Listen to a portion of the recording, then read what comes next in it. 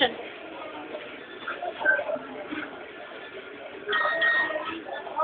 Oh, text na si Mando, o kaya tinatawag siya.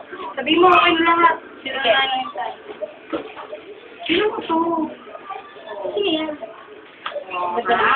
Sino to? Okay na to? Okay naman. Ay, po. Okay na yan? Ay! Siya nga pala si Dencio, kabarkada ko, at namin si Memeng, kapatid ko. Opo. Uy, pasensya na kayo sa nakayanan namin. Okay lang yan. O, tagay! Nga pala. Ngayon ko lang nakita to. Bakit?